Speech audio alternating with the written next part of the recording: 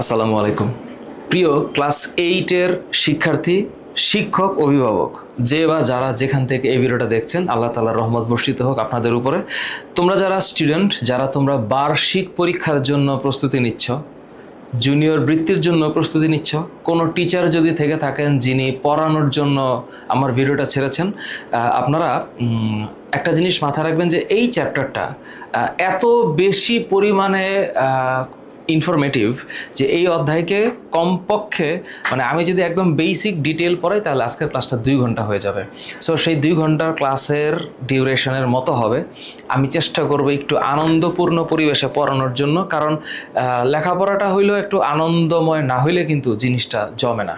তো এই আনন্দপূর্ণ পরিবেশটা আমাদের আজকে লাগবে। আমাদের এটা অ্যাকচুয়ালি একটা লেকচারই হবে, যদিও আমি এটা পঞ্চম অধ্যায়টার নাম হচ্ছে সমন্বয় ও নিঃসরণ।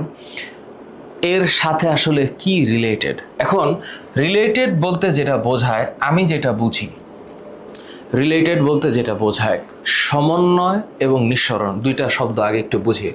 আমি এই অধ্যায়ের শুরুতে সমন্বয় শব্দটাকে বোঝার চেষ্টা করতেছি, যেটাকে ইংলিশে কোঅর্ডিনেশন বলে। কোঅর্ডিনেশন। এখন এটা কিসের সমন্বয়? সমন্বয় হচ্ছে কিসের সাথে?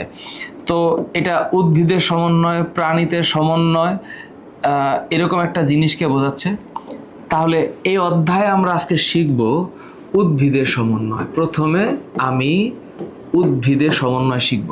এখন এই যে উদ্ভিদের সমন্বয় যে আমি শিখতে চাই, তো এখানে উদ্ভিদের সমন্বয়ের মধ্যে মূল যে জায়গাটা, সেটা হচ্ছে এখানে আমাদেরকে পড়তে হবে ফাইটোহরমোন। তোমরা যারা ক্লাস 8-এ আছো, তোমাদের বইটাতে যতটুকু লেখা আছে এটা হলো একটা টিপ অফ দ্য আইসবার্গ, একটা সমুদ্রের মধ্যে যে পরিমাণ পানি আছে তার থেকে একটু ফোঁটা পানি তোমার বইয়ে লেখা আছে, টিপ অফ দ্য আইসবার্গ। তো এটা হচ্ছে ফাইটোহরমোন। আমরা আজকে পড়ার চেষ্টা করব একদম বই থেকে। ফাইটো এই শব্দটার মানে হইল উদ্ভিদ, আর হরমোন এই শব্দটার বাংলা হচ্ছে প্রাণরস। এই শব্দটার বাংলা হচ্ছে প্রাণরস।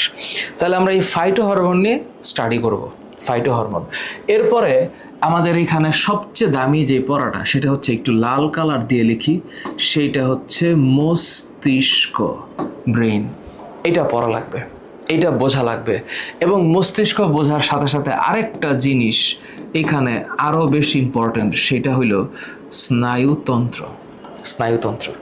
তাহলে আমরা এই চ্যাপ্টারে এই টপিকগুলো শিখব, ভালো মতন শিখব, স্নায়ুতন্ত্র শিখব।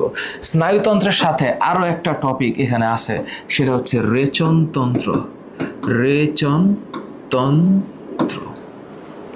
তাহলে যে উদ্ভিদের সমন্বয় শব্দটা আমরা যখন পড়লাম, ফাইটোহরমোন বোঝার চেষ্টা করব, মস্তিষ্ক বোঝার চেষ্টা করব, স্নায়ুতন্ত্র বোঝার চেষ্টা করব, রেচনতন্ত্র বোঝার চেষ্টা করব। তোমাদের বেসিক সেন্স অনুসারে যখন তোমরা রেচনতন্ত্রের নিয়ে কথা বলো, তখন তোমাদের মনে প্রাণে একটা শব্দ আসার কথা, সেটা হচ্ছে বৃক্ক, যেটাকে আমরা ইংরেজিতে কিডনি বলি, কিডনি। তাহলে আমাদের বডিতে 2টা বৃক্ক আছে এবং এই 2টা বৃক্ক আমাদের বডিতে রেচনের কাজ করে। রেচন বলতে বোঝায় যেটা আমাদের বডি থেকে বের হওয়ার জন্য বা আমাদের বডি থেকে বের করার জন্য, আমাদের বডির আননেসেসারি যে প্রোডাক্ট, বিপাকের ফলে সৃষ্ট যে প্রোডাক্ট, এটা বের করার জন্য কাজ করে, এটা হচ্ছে কিডনি। আর যখন আমি স্নায়ুতন্ত্র শিখব, তখন আমার মনের মধ্যে একটা শব্দ অবশ্যই ওলটপালট হবে, সেইটা হচ্ছে নিউরন। আমাদেরকে নিউরন পড়া লাগবে। এখন এই যে নিউরন যে আমি বোঝার চেষ্টা করি, এটা হইল স্নায়ু কোষ। যেই কোষ আমাদের মস্তিষ্কে 100 বিলিয়ন নিউরন আছে, 100 বিলিয়ন, 1000 কোটি নিউরন আমাদের বডিতে আছে। তাহলে এই যে মস্তিষ্ক যখন পড়ব, তাহলে মস্তিষ্কের সাথে কানেক্টেড থাকবে স্নায়ুতন্ত্র, এবং স্নায়ুতন্ত্রের সাথে কানেক্টেড থাকবে রেচনতন্ত্র। তাহলে এই যে যাবতীয় বিষয়াদি যে কানেক্টেড টু ইচ আদার, এইটার মানে হলো সমন্বয়। তাহলে সমন্বয়ের সংজ্ঞা আমি যদি শর্টলি বলার চেষ্টা করি, যে প্রক্রিয়ায় বা পদ্ধতিতে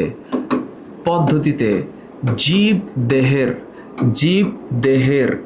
এখন জীবদেহের বলতে কি বোঝায়? উদ্ভিদ এবং প্রাণী, উদ্ভিদ ও জীব, প্রাণী ও জীব।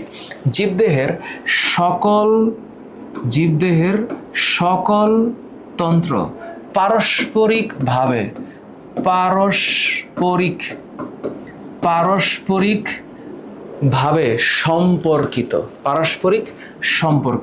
সম্পর্কিত কেমন? কারণ আমার স্নায়ুতন্ত্রের সাথে আমার রেচনতন্ত্র, রেচনের সাথে আমার পরিপাকতন্ত্র, পরিপাকের সাথে আমার শ্বসনতন্ত্র জড়িত। তো এত কিছু তো একটা চ্যাপ্টার আলাপ করা যায় না। আবার তোমরা অষ্টম শ্রেণীর, মানে একেবারে জুনিয়র সেকশন, সো তোমরা ছোটোবেলায় একটু একটু করে পড়ে আসছো। এখন তুমি আমার ইউটিউবে ভিডিওটা দেখছো আরেকটু ইলাবোরেট জানার জন্য। আমি বিস্তারিত যাব ইনশাল্লাহ। এবং একটা স্লাইডে এখানে আমি অল টুগেদার এখানে অলমোস্ট আমি স্লাইড নিয়েছি আজকে 55টা স্লাইডের মধ্যে কিছু ব্যাখ্যা করে দিব এবং আমি তোমাদেরকে বোঝানোর চেষ্টা করব যে কি আছে এই চ্যাপ্টারে। আচ্ছা, এবং তোমরা যারা লেখাপড়া করো রেগুলার এবং তোমাদের যাদের বড় হওয়ার ইচ্ছা আছে, যারা তোমরা লেখাপড়াকে পছন্দ করো, ইন্টারমিডিয়েটে যখন সামনে যাবা তখন গিয়ে এই জিনিসগুলোকে আবার পড়া লাগবে। So are you ready? I am ready too. সম্পর্কিত তাকেই কি বলি আমি? সমন্বয়। তো সমন্বয় মানে হচ্ছে একটা কমন কনসেপ্ট, সমন্বয়। এখন তোমাদের বইটা তোমাদের সামনে আছে, তো একটু যদি বইটা খোলো তাহলে দেখবা এখানে কথাবার্তা লেখা আছে এবং আমি তোমাদেরকে বইয়ের কোন কোন পয়েন্ট ইম্পর্টেন্ট সেগুলো পর্যন্ত ব্যাখ্যা করে দিব। তো উদ্ভিদের সমন্বয়ের কথা বলা হয়েছে। হ্যাঁ, এখানে তোমরা দাগাইছো কিনা আমি জানি না, আমি একেবারে যেটা দাগাবো আমার সাথে সাথে সেটা দাগাবা। হ্যাঁ, শুরু করো। বিসমিল্লাহির রহমানির রহিম, দাগাও। তো এখানে আমি বইটা থেকে ইন্টারনেট থেকে নামাইছি বলে একটু লেখাটা কেমন যেন একটু ঘোলা হয়ে যায়। তো চেষ্টা করি একটু বড় করলেই ঘোলা হয়ে যায়, পিক্সেলটা সমস্যা। দেখো উদ্ভিদের জীবনচক্রের পর্যায়গুলো দেখো খুব ভালো করে। অঙ্কুরোদ্গম, পুষ্পায়ন, ফল সৃষ্টি, বার্ধক্য প্রাপ্তি, সুপ্তাবস্থা, এগুলা সুশৃঙ্খল নিয়ম মেনে চলে। অঙ্কুরোদ্গম কি জিনিস, পুষ্পায়ন কি জিনিস, ফল সৃষ্টি কি জিনিস, বার্ধক্য প্রাপ্তি আর সুপ্তাবস্থা এর একটু বোঝা লাগবে। তো অঙ্কুরোদ্গমে যদি আমি যাই, উদ্ভিদের সমন্বয় আমি পড়ব, তাহলে যখন আমি অঙ্কুরোদ্গম যাব তার মানে আমি গত ক্লাসে পড়াইছি, এটা গত ক্লাসে অঙ্কুরোদ্গম যখন আমি একটা বীজ বপন করি, এই বীজপত্র সহ অথবা বীজপত্র ছাড়া মাটি ভেদ করে উপরে ওঠে, ভ্রূণমুকুলটা উপরের দিকে বৃদ্ধিপ্রাপ্ত হয়। অর্থাৎ বীজ বপনের পরে মাটি ভেদ করে হ্যাঁ ভ্রূণমুকুলের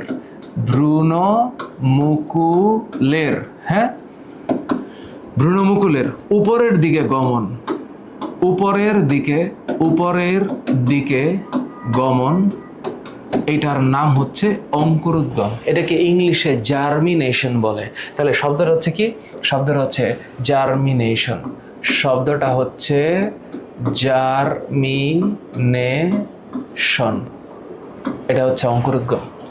তাহলে এই গেল শব্দটা, হ্যাঁ, উদ্ভিদের সমন্বয়ের ক্ষেত্রে। এরপরে দেখো পুষ্পায়ন, এটাকে ইংলিশে বলে ফ্লোরিনেশন হবে, অথবা পুষ্প শব্দের মানে হচ্ছে ফুল।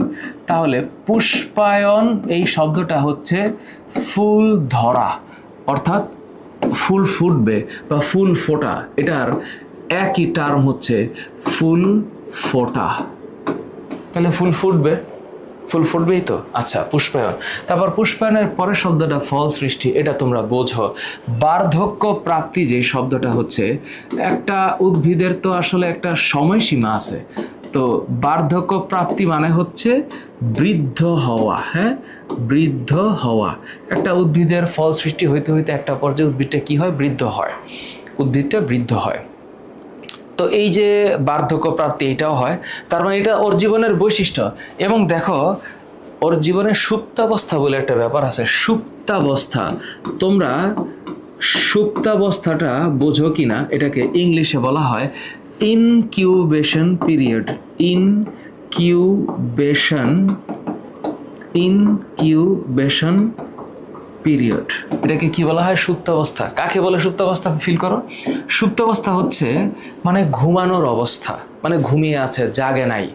তো একটা রোগ জীবাণু যদি আমার বডিতে ঢোকে এবং রোগ সৃষ্টি হয় তার আগ পর্যন্ত যে সময়, এটার নাম হচ্ছে সুপ্তাবস্থা। সুপ্তাবস্থা মানে যা এখনো প্রকাশিত হয়নি, যে সময়কালে প্রকাশিত হওয়ার সময়কাল, যেই টাইমটা ঘুমিয়ে থাকে। ধরো আমি রাত 11টায় ঘুমিয়ে গেলাম, যেটা হচ্ছে সবচেয়ে ইম্পর্ট্যান্ট একটা মানে ফেনোমেনা হওয়া উচিত তোমাদের। Early to bed early to rise. 11টায় ঘুমিয়ে গেলাম, ভোরে 5টায় উঠলাম, আজান দিল, ফজরের আজান দিল, আমি উঠলাম, নামাজে গেলাম। এটা হচ্ছে আইডিয়াল ক্যারেক্টার। তো এই যে আমি 11টা থেকে 5টা পর্যন্ত যে ঘুমালাম, এইটা হইলো আমার সুপ্তাবস্থা, আমি ঘুমিয়েছিলাম। তাহলে সুপ্তাবস্থা হচ্ছে ঘুমন্ত অবস্থা, ঘুমন্ত অবস্থা। এখন স্যার এটা উদ্ভিদের ক্ষেত্রে কিভাবে কার্যকরী হবে? ফুল ফুটতে যে সময় লাগে, হ্যাঁ, ফুল ফুটতে যে সময় লাগে, ফুল ফুটতে যে সময় লাগে, ওই সময়কাল হলো সুপ্তাবস্থা। তাহলে আমি একদম হচ্ছে চেষ্টা করতেছি তোমাদেরকে বইটা ধরে পড়ানোর, বুঝাতে পারছি? এটাকে সুপ্তাবস্থা বলে। এখন প্রশ্ন হলো যে স্যার, তাহলে উদ্ভিদের সমন্বয়ের জন্য তো হরমোন দরকার, হরমোন লাগবে কেন স্যার? বইয়ের মধ্যে এই হরমোনগুলা আছে। এখন এখানে যে পরিমাণ কথাবার্তা আছে, দেখো কিছু লেখা আছে যে বিভিন্ন কাজে সমন্বয় বিজ্ঞানীরা চেষ্টা করেছে, বুঝলাম। এখান থেকে একটা লাইন আছে, উদ্ভিদের দাগাও, উদ্ভিদের বৃদ্ধি ও বিকাশ, বিভিন্ন অঙ্গ সৃষ্টি ইত্যাদি উদ্ভিদ দেহে উৎপাদিত বিশেষ কোনো জৈব রাসায়নিক পদার্থের প্রভাবে হয়ে থাকে। এই যে বিশেষ জৈব রাসায়নিক পদার্থ, উদ্ভিদের সকল এই জৈব রাসায়নিক পদার্থটিকে কি হরমোন বলে? ফাইটো হরমোন বলে। তো তোমার বইয়ের মধ্যে নিচে জায়গা আছে, ওই জায়গার মধ্যে এখানে লিখে রাখো, ফাইটো এই শব্দটার মানে হচ্ছে উদ্ভিদ, আর হরমোন এই শব্দটার মানে হচ্ছে প্রাণরস। তাহলে তুমি একটু সুন্দর করে লিখে রাখো যে ফাইটো এই শব্দটার মানে হইল উদ্ভিদ, আর হরমোন এই শব্দটার মানে হইল প্রাণরস। ঠিক আছে, আমি একটু সেভ করি, পিডিএফ এর মধ্যে লিখলে ইদানিং ঝাপাঝাপি লাফালাফি করতেছে। তো ফাহাদ স্যার কোথায়? ফাহাদ স্যার এখানে, ক্লাস 8-এর যে বই, এই বইটা হচ্ছে এখানে। আমি একটু সেভ রাখলাম, তা নইলে ও হচ্ছে মাঝে মাঝে হারায় যায়। তো আমি ঠিক যেভাবে দাগাচ্ছি তোমরা আমার সাথে ঠিক সেভাবে দেখাবা। তাহলে সমন্বয়ের ক্ষেত্রে আমার এখন সবচেয়ে ইম্পর্টেন্ট যে জিনিস, সেটা হচ্ছে ফাইটো হরমোন। তাহলে ফাইটো হরমোন, হ্যাঁ, তাহলে এটার নাম হচ্ছে ফাইটো, এই শব্দটার মানে উদ্ভিদ, এবং তার সাথে আরেকটা শব্দ রিলেটেড, সেটা হচ্ছে হরমোন। তাহলে কাকে বলে? ফাইটো হরমোনের সংজ্ঞা কি? যে সকল জৈব রাসায়নিক পদার্থ উদ্ভিদের বৃদ্ধিতে সরাসরি, প্রত্যক্ষ বা পরোক্ষভাবে প্রভাব বিস্তার করে, তাকে বলা হয় ফাইটো হরমোন। তাহলে ফাইটো হরমোনের সংজ্ঞা হচ্ছে যে সকল জৈব রাসায়নিক পদার্থ, যে সকল জৈব রাসায়নিক পদার্থ, হ্যাঁ, লিখছো আমার সাথে লিখতেছো? লেখো, যে সকল জৈব রাসায়নিক পদার্থ উদ্ভিদের বৃদ্ধিতে সরাসরি প্রভাব বিস্তার করে, উদ্ভিদের বৃদ্ধিতে সরাসরি প্রভাব বিস্তার করে, তাকে সরাসরি প্রভাব বিস্তার করে, তাকে ফাইটো হরমোন বলে। এটা গেল কথা। এখন ফাইটো হরমোনের মধ্যে দুই ধরনের বিষয় আছে। এক, কিছু কিছু আছে উদ্ভিদের বৃদ্ধি করে, আর কিছু কিছু আছে বৃদ্ধি বাড়ায়, বৃদ্ধি কমায়। তাহলে এইখানে লিখবা, একটা হচ্ছে বৃদ্ধি বর্ধক, বর্ধক মানে কি? বাড়ায়, বৃদ্ধিটা বাড়ায়। আর একটা হচ্ছে বৃদ্ধি রোধক, যারা বৃদ্ধিটা কমায়। তাহলে বৃদ্ধি বর্ধক এক ধরনের আছে, আরেকটা হচ্ছে বৃদ্ধি রোধক আরেক ধরনের আছে। তাহলে যে সকল প্রাণরস উদ্ভিদের বৃদ্ধি করায় তাকে বলা হয় বৃদ্ধিবর্ধক, আর যারা বৃদ্ধি কমায় তাদেরকে বৃদ্ধি রোধক বলে।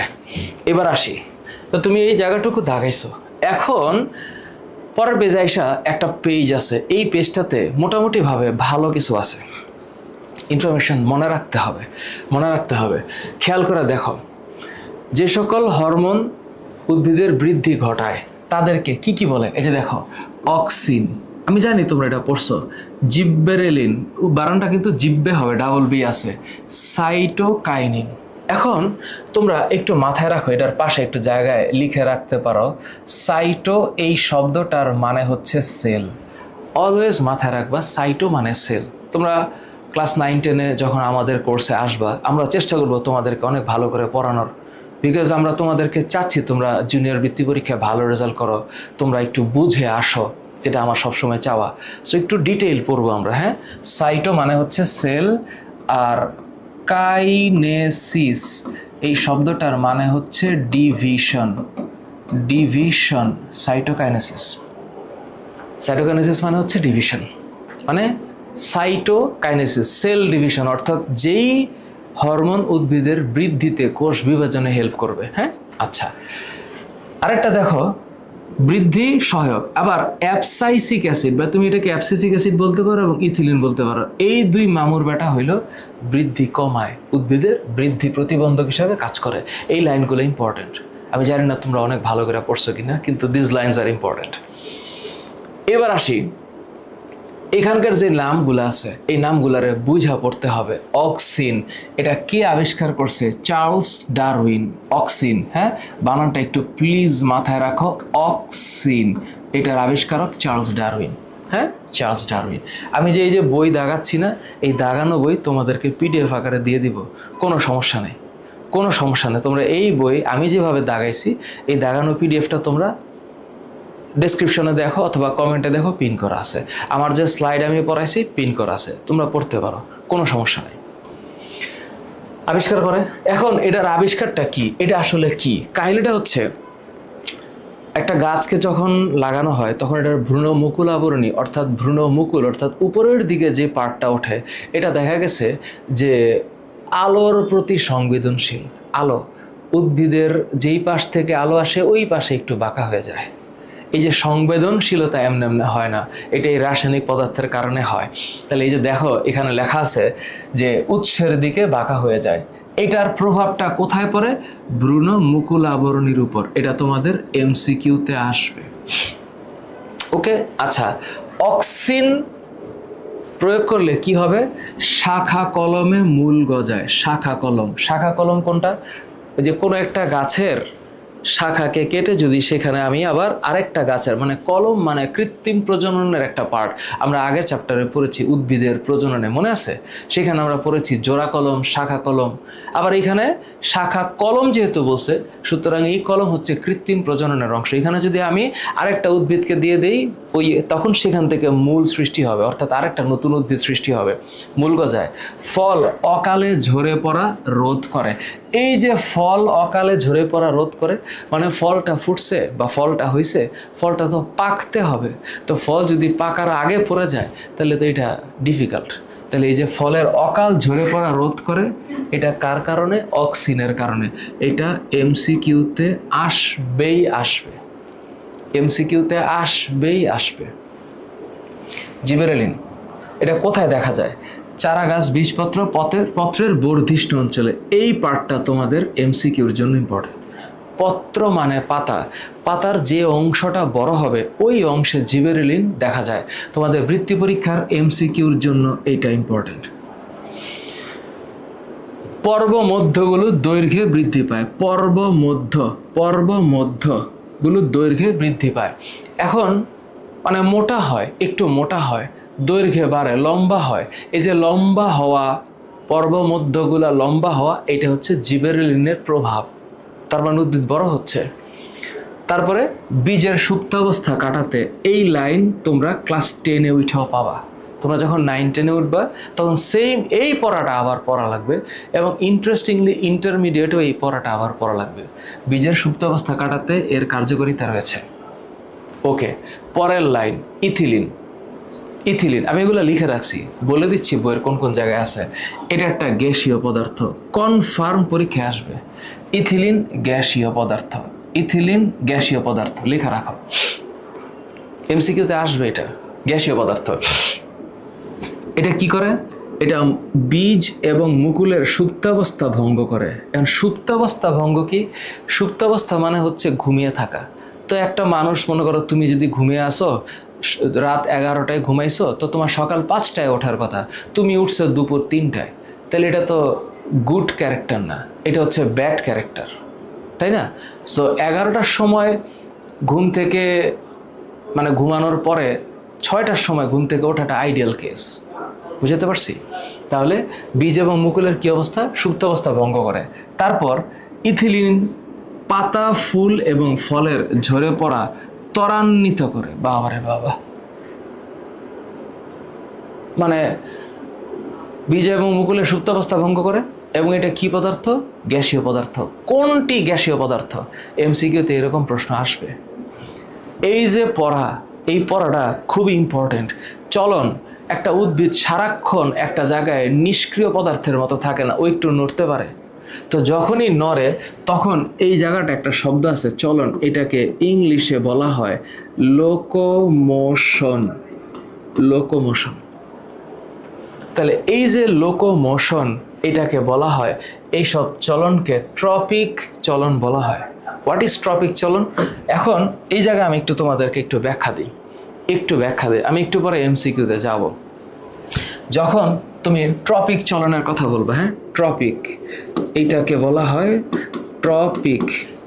তো ট্রপিকের বাংলা হচ্ছে চলন, চলনের ইংলিশ হচ্ছে মুভমেন্ট। অর্থাৎ উদ্ভিদ যদি মুভমেন্ট করে, উদ্ভিদ আবার মুভমেন্ট করে, উদ্ভিদ মুভমেন্ট করে।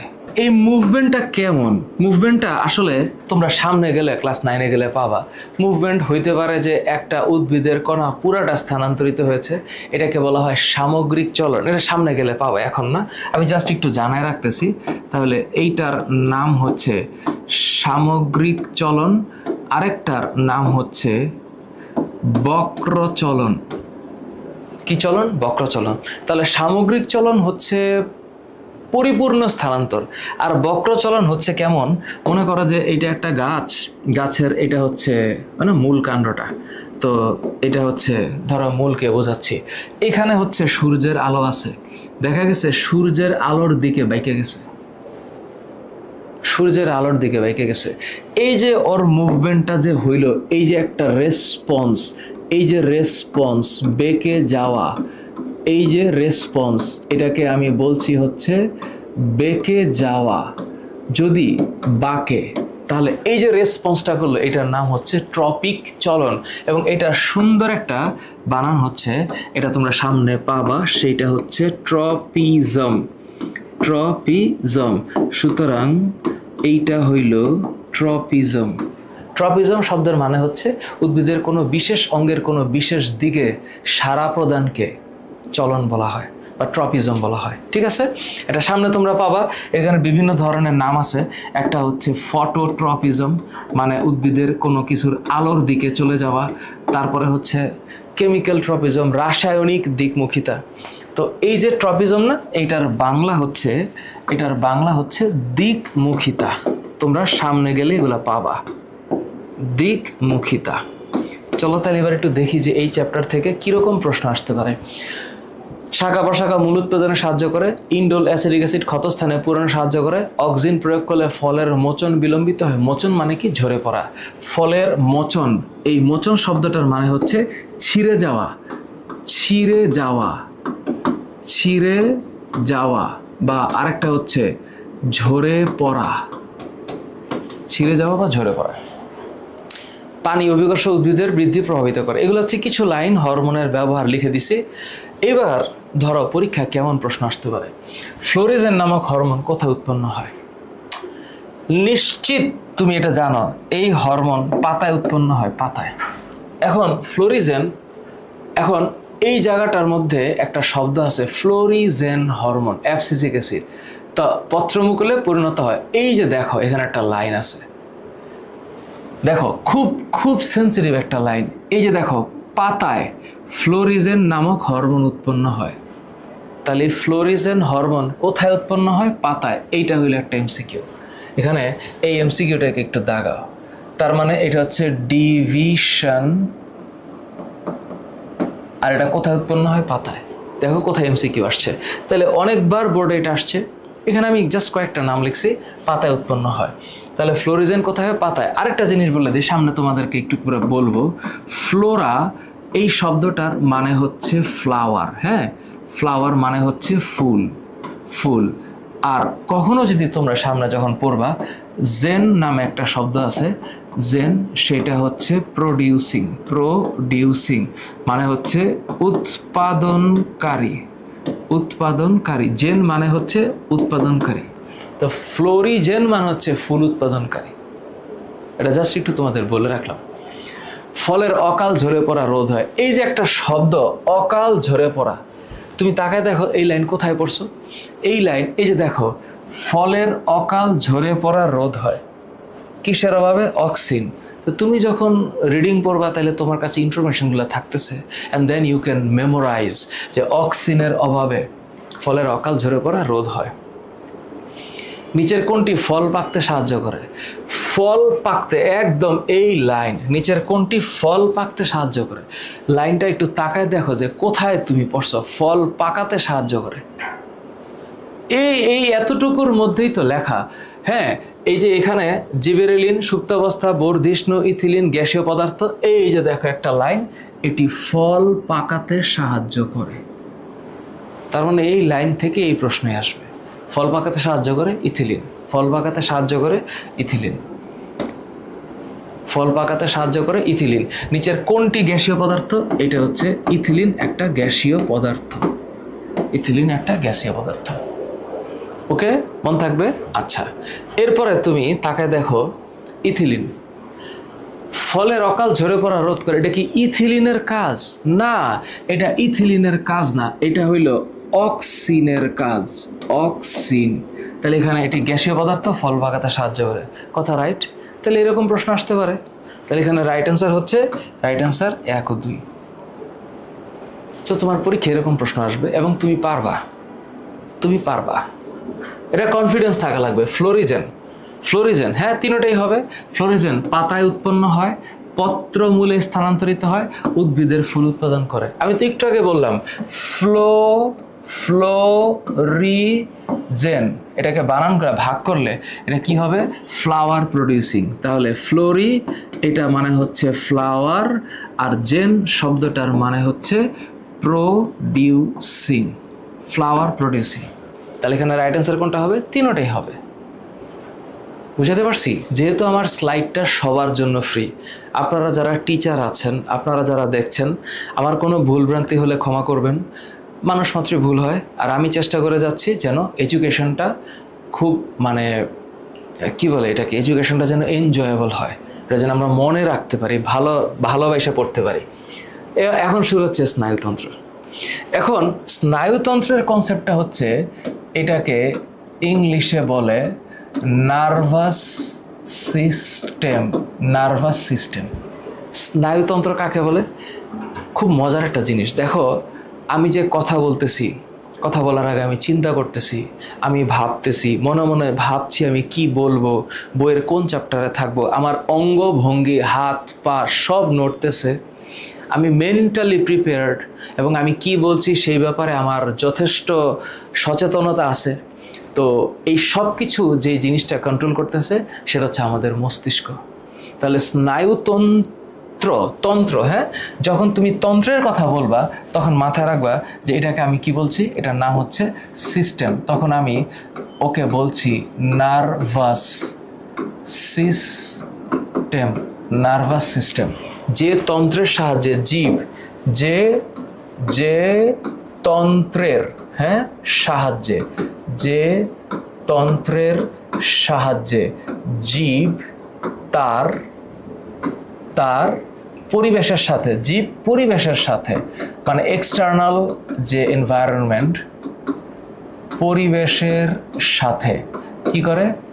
তাল মিলিয়ে, খাপ মিলিয়ে পরিবেশের সাথে সমন্বয় করে, পরিবেশের সাথে সমন্বয় করে চলে, পরিবেশের সাথে সমন্বয় করে চলে।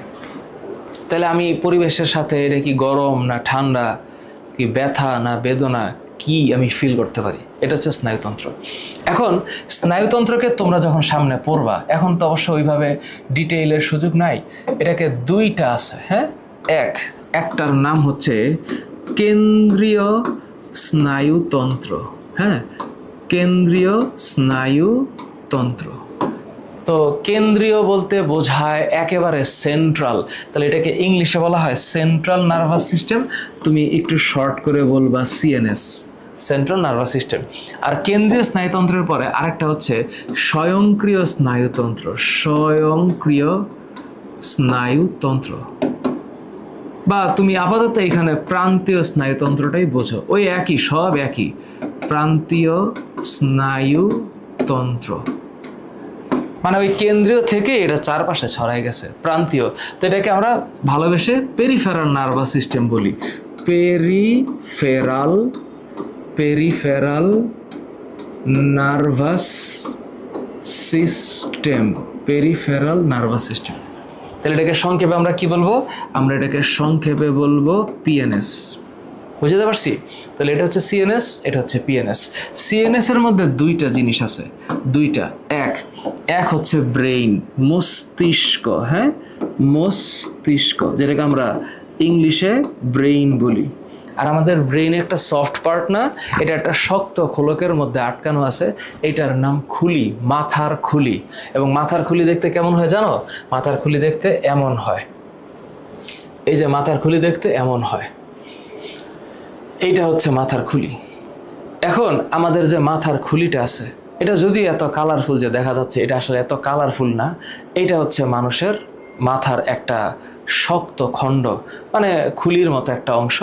এইখানে এই যে দাঁত দেখতে পাচ্ছ, নাকের একটা স্ট্রাকচার আছে, যেটা এখানে দেখা যাচ্ছে আমাদের নাকটা নড়ে, কিন্তু ওই নড়া অংশটা এখানে নেই, কারণ এখানে হাড্ডিটা আছে। এটা হচ্ছে চোখের যে জায়গাটা, এখানে অরবিট বলে। আর এই হইল ওর আউটার স্ট্রাকচার, এই হইল ওর আউটার স্ট্রাকচার। তো এরকম খুলির মধ্যে এরকম মাঝখান দিয়ে কিন্তু ভাগও আছে, এবং অ্যাকচুয়ালি এইটা দেখতে এমন। তাহলে এইটার ভিতরে ব্রেইন আছে, তাই না? এইটার ভিতরে ব্রেইনটা সুরক্ষিত থাকে। এই যে খালি জায়গাটা, এখানে যে খালি জায়গাটা, এই জায়গার মধ্যে ব্রেইন থাকে। বুঝতে পারলাম? এখন প্রশ্নটা হইল, এই হইল মানুষের খুলির একটা আউট লেয়ার। একটু জাস্ট তোমাদেরকে একটু দেখাইলাম। এখন তুমি বলবা যে স্যার, তাহলে মানুষের ব্রেইন দেখতে কেমন? মানুষের ব্রেইন দেখতে এইরকম। তো এই সফট যে জিনিসটা, এইটা ওর ভিতরে থাকে। তো এই যে ব্রেইনের পার্ট, এই যে ব্রেইনটা এরকম। আমরা একটু পরে ব্রেইন পড়বো। হ্যাঁ, আমরা একটু পরে ব্রেইন পড়বো। আগে স্নায়ুতন্ত্রটা বলি। তোমরা সামনে গেলে ব্রেইনটাকে এইভাবে দেখবা, এই যে ব্রেইন। তো এটা হচ্ছে সেরিবেলাম। এটা সেরিবেলাম। তো এই যে এটা সেরিবেলাম, এটা হচ্ছে পন্স, এই যে সামনের এই অংশটা হচ্ছে পন্স, আর এটা হচ্ছে মেরুলা অবলঙ্গাটা। এবং এখান থেকেই স্পাইনাল কর্ড, মানে মেরুরজ্জু সৃষ্টি হয়, যেটা মেরুদণ্ডের ভিতর দিয়ে যায়। হ্যাঁ, এইটা হচ্ছে মানুষের ব্রেইন। ব্রেইনের আউট লেয়ারটা ঠিক ইনার লেয়ারটা এরকম।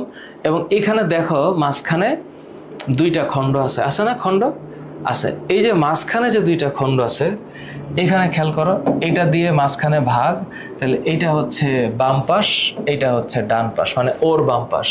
তো এটা অর্ধগোলক, তো এই জন্য এটাকে হেমিস্ফেয়ার, হেমিস্ফেয়ার বলে। হেমিস্ফেয়ার মানে এটাকে বলা হয় অর্ধগোলক। কি বলে? অর্ধগোলক। তো আমরা এগুলো পড়বো আস্তে আস্তে। তো স্নায়ুতন্ত্রের মধ্যে কেন্দ্রীয় স্নায়ুতন্ত্রটা হচ্ছে কোনটা? এই মস্তিষ্ক। আর এটা হচ্ছে সুষুম্না কাণ্ড, সুষুম্না কাণ্ড। তাহলে কাণ্ড মানে এটা একটা একটু শক্ত অংশ। তাহলে এটাকে ভালোবেসে আমরা কি ডাকবো? এটাকে ভালোবেসে ডাকবো স্পাইনাল কর্ড। একটা আদর্শ মানুষের স্পাইনাল কর্ড 45 সেন্টিমিটার হয়, যেটা ইকুইভ্যালেন্ট টু 18 ইঞ্চির সমান। আর মানুষের যে মস্তিষ্ক, এটা সাধারণত 1.25 থেকে 1.35 কেজি বা 1.5 কেজিও হইতে পারে। এবং এখানে 100 বিলিয়ন মানে হচ্ছে 1000 কোটি নিউরন থাকে, নিউরন থাকে। পড়বো আস্তে আস্তে, অনেক ইনফরমেশন, শুধু মাথা নিয়ে কথা বলে আজকে থামা যাবে না, কিন্তু আমি যেহেতু ক্লাস 8-এর ব্যাচ পড়াচ্ছি ছোট্ট করে বইয়ের মধ্যে থাকতে চাই। প্রান্তীয় স্নায়ুতন্ত্র মানে হচ্ছে এটা একেবারে দেহের শেষাংশে থাকে, দেহের একদম প্রান্তে থাকে, দেহের একদম দেহের প্রান্তে প্রান্তে থাকে, কিন্তু এটা সৃষ্টি হয় সেন্ট্রাল নার্ভাস সিস্টেম থেকে। দেহের প্রান্তে থাকে কিন্তু সৃষ্টি হয়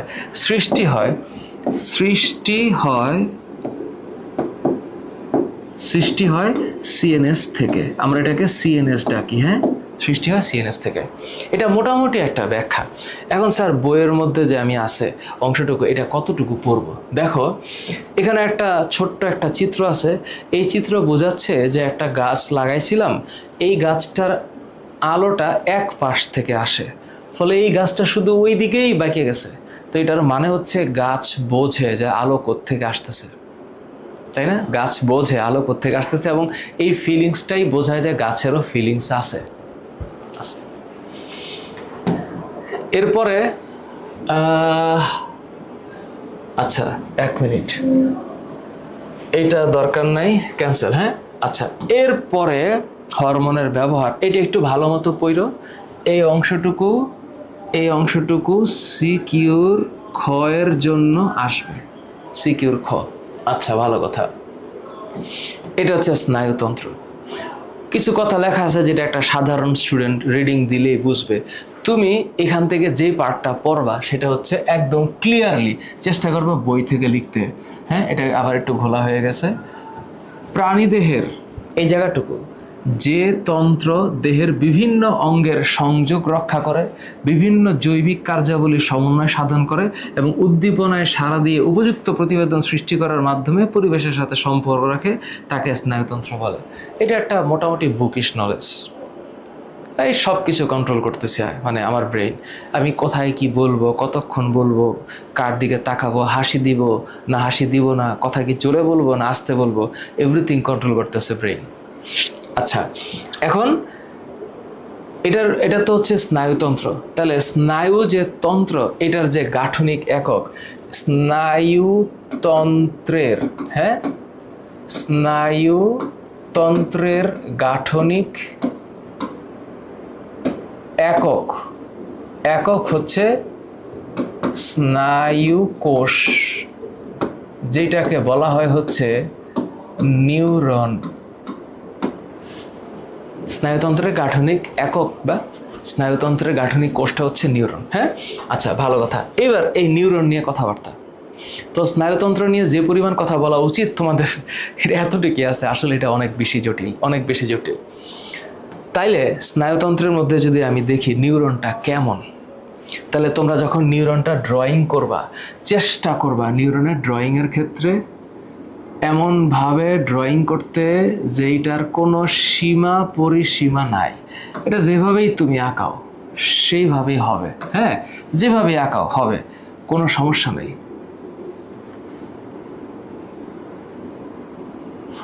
মনে করো ওকে তুমি এইভাবে আঁকাইলা, আঁকানোর পরে সামনে নিয়ে আইসা এই করলা, তারপরে ওর এখান থেকে একটা সারা এরকম ভাবে বের হলো, হ্যাঁ, চলবে। তো অনেক ধরনের নিউরন আছে। তো আমি জাস্ট একটু দেখাইলাম যেটাকে তুমি কিভাবে ড্রয়িং করতে পারো। তো এই যে মাঝখানে, অবশ্যই এটার নাম কি? নিউক্লিয়াস। এটার নাম নিউক্লিয়াস। এবং আরও মজার ব্যাপার হচ্ছে এই নিউক্লিয়াসের, এটা তো একটা প্রলম্বিত অংশ বাইরেছে না, এবং এইখানে মায়েলিনের আবরণ আছে, মায়েলিন শীথ। হ্যাঁ, আস্তে আস্তে পড়বা। এটাকে বলা হয় মায়েলিন শীথ। এইরকমভাবে শীথ শব্দটার মানে হচ্ছে আবরণ। হ্যাঁ, নিউরন নিয়ে আমি এখানে আসলে একটু বলতে চাই, এই হচ্ছে মায়েলিন শীথ। তো এখন শীথ শব্দের মানে হচ্ছে আবরণ। এখানে কিছু জিনিস আছে যেটা তোমাদের এবারের, মানে তোমাদের এটাতে নাই, মানে তোমাদের 8-এর বইয়ে নাই। তো মোট কথা হচ্ছে মাঝখানে যে লম্বা অংশটা আছে এটার নাম অ্যাক্সন। হ্যাঁ, অ্যাক্সনকে ঘিরে এখানে এরকম মায়েলিনের শীত থাকে। শীত শব্দটার মানে হচ্ছে আবরণ, মায়েলিন শীত। হ্যাঁ, এটার মধ্যে আবার ফ্যাটও থাকে, ফ্যাট চর্বি থাকে। এই মায়োলিন শীথকে ঘিরে ওর চারপাশে আরেকটা আবরণ থাকে, এইটার নাম হচ্ছে নিউরিলেমা। নিউরিলেমা, এই যে বিষয়টা হচ্ছে এরকম, এটা হচ্ছে এইরকম, এটার নাম হচ্ছে নিউরিলেমা। তাহলে এই যে প্রলম্বিত অংশটা, এইটার নাম হচ্ছে অ্যাক্সন। অ্যাক্সন যখন তুমি পড়বা এটা একটু মাথায় রাখবা, যে কোনো ক্ষেত্রে লেমা এই শব্দটার মানে হচ্ছে আবরণ। এটাকে আরেকটু সুন্দর করে বলতে পারো কাভারিং। কাভারিং। তাহলে নিউরনের আবরণকে বলে নিউরিলেমা, অ্যাক্সনের আবরণকে বলে অ্যাক্সোলেমা। তাহলে এইটা হচ্ছে এই যে এই জায়গায় ভিতরে, হ্যাঁ, এটার নাম হচ্ছে মায়োলিন। মায়োলিন শীথ। শীথ, এই যে শীথ, এই বানানটা হচ্ছে SHEATH। শীথ শব্দটার মানে আবরণ, ঠিক আছে। আর এইখানে যে একটা মাঝখানে খালি জায়গা যেখানে আসলে শীতটা লাগে নাই, এইটার নাম হচ্ছে রেনভিয়ারের পর্ব। এখন কেউ যদি জিজ্ঞেস করে একটা নিউরনের অংশ কয়টা, তাহলে একটা নিউরনের অংশ দুইটা। কেমনে? এই এতটুকু এখান থেকে এই পর্যন্ত, এটার নাম হইল কোষ দেহ। কোষ দেহ, তাহলে কোষ মানে কি? সেল বা সাইট, কোষ দেহ। এটাকে ভালোবেসে আমরা সোমাও বলতে পারি, কোষ দেহ। আর এই যে লম্বা যে অংশটা আছে না, এটাকে বলা হয় প্রলম্বিত অংশ। প্রলম্বিত অংশ। আর এই প্রলম্বিত অংশের নাম হচ্ছে অ্যাক্সন।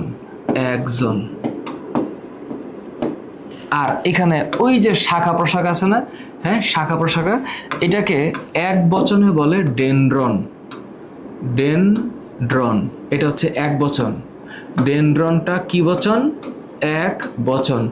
আর যখন আমি ডেনড্রাইট বলবো একই জিনিস, এটাকে যখন আমি ডেনড্রাইট বলবো, তাইলে এইটা হচ্ছে বহু বচন, ডেনড্রাইট। তাহলে ইংলিশে আমি এটাকে বলবো হচ্ছে ডেনড্রাইট। কিন্তু এটার ভিতরে কিন্তু কোনো সেন্ট্রিওল নাই, খুব ঠান্ডা মাথায় বুঝো, এইটার ভিতরে কোনো সেন্ট্রিওল নাই। তো সেন্ট্রিওল না থাকার কারণে এই নিউরন বিভাজিত হয় না। অর্থাৎ জন্মাবস্থায় নিউরনের সংখ্যা ততই থাকে, ওখানে আস্তে করে বড় হয়। তাহলে নিউরন বিভাজিত হয় না, বিকজ ওর কি নাই? সেন্ট্রিওল নাই। মন থাকবে? মন থাকবে। তাহলে স্নায়ুকোষ বা নিউরন কাকে বলে? স্নায়ুতন্ত্রের গাঠনিক একককে নিউরন বা স্নায়ুকোষ বলে। তাহলে এটা হচ্ছে নিউক্লিয়াস। তার মানে এখানে কিন্তু, হ্যাঁ, এখানে কিন্তু ছোট ছোট ছোট ছোট দানা যে থাকে, কোষের ভিতরে যে দানা থাকে, আমরা এটাকে কি বলি? সাইটোপ্লাজম। এখন বায়োলজিতে আসলে অনেক কিছু চলে আসতেছে, আমি বলতে চাচ্ছি না। প্লাজম এই শব্দটার মানে হইল দানাদার। তো কোষের যে দানা দানা অংশ, এটার নাম সাইটোপ্লাজম। আর নিউরনের যে দানা দানা অংশ, এটার নাম নিউরোপ্লাজম। তাহলে যদিও তোমরা এখন এটাকে এইটাই শিখবা, সাইটোপ্লাজম, আপাতত এটা শিখে রাখো, এইটার নাম হচ্ছে নিউরোপ্লাজম। প্লাজম শব্দের মানে হচ্ছে দানা। তাহলে স্নায়ুতন্ত্র বা নিউরনের যেই শাখার মতো অংশ, এটার নাম কি? ডেনড্রাইট, এক বচনে ডেনড্রন। আর লম্বা যে অংশটা, এটার নাম কি? অ্যাক্সন। হ্যাঁ, অ্যাক্সন। তো তোমরা যখন স্টাডি করবা, ডিপ স্টাডি করবা, তো কাকে নিউরন বলে? স্নায়ুতন্ত্রের গাঠনিক ও কার্যকরী একককে নিউরন বলে। এতটুকু তুমি জানো। নিউরনের অংশ হচ্ছে 1 কোষ দেহ, 2 প্রলম্বিত অংশ, এটাও তোমার জানা। এবার কোষ দেহর ক্ষেত্রে কি কি জিনিস ইম্পর্টেন্ট দেখো। কোনো কোষ আবরণী, এই যে দেখো, কোষ দেহের মধ্যে সাইটোপ্লাজম নিউক্লিয়াস দ্বারা গঠিত, এইটার নাম হচ্ছে নিউরোপ্লাজম। শব্দটা হচ্ছে নিউরোপ্লাজম। তাইলে আমি একটু মাথায় একটা জিনিস দিয়ে রাখি তোমাদের, যে এটা কি না থাকার কারণে বিভাজিত হয় না? সেন্ট্রিওল না থাকার কারণে বিভাজিত হয় না। মন থাকবে? এখন তুমি বলো স্যার আপনার চিত্র তো অনেক বেশি কিছু আছে, ওইটা দিব, কোনো সমস্যা নেই, ওই চিত্রটাই দিও, অথবা তুমি এই চিত্রটাই দিও। কারণ স্কুলের টিচারদের অনেকের একটা স্বভাব আছে যে বইয়ের মধ্যে যা আছে এটাই দিতে হবে। ওনারা অনেকেই বইয়ের বাইরে বা আরও এক্সপ্যান্ডেড নলেজ এর দিকে যাইতে চায় না, এটা একটা বড় সমস্যা। ঠিক আছে, এখানে আবার কোনো টিচার থাকলে একটু আপনার মনে নিজের মনকে একটু প্রশ্ন করেন যে আপনার স্টুডেন্ট যদি একটু বেশি জানে শিখে তাহলে আপনার প্রবলেম কোথায়? বা ক্লাস 8-এর একটা স্টুডেন্ট যদি ইন্টারমিডিয়েটের বই থেকে লিখতে পারে তাহলে আপনার প্রবলেমটা কোথায়? এটা আপনার মনের দুর্বলতা বা এটা আপনার মনের সংকুচিত প্রভাবটা টের পায়। এই যে বই, এই বইটা কি একটা স্টুডেন্টের স্ট্যান্ডার্ড হইতে পারে? না, বইয়ের কোনো স্ট্যান্ডার্ড নাই, জ্ঞানের কোনো সীমা পরিসীমা নাই। একটা 8-এর স্টুডেন্ট যদি ইন্টারমিডিয়েটের বই পড়ে, আমার এসএসসি লেভেলে যে ফিজিক্স বই আছে, আমার এসএসসিতে যে বায়োলজি বই আছে, আমি বলতে পারি এইটা একটা স্ট্যান্ডার্ড। যদিও এইটাও স্ট্যান্ডার্ড না, আসলে বইয়ের কোনো স্ট্যান্ডার্ড হয় না, কারণ একটা নির্দিষ্ট জায়গায় তো আটকাইতে হবে।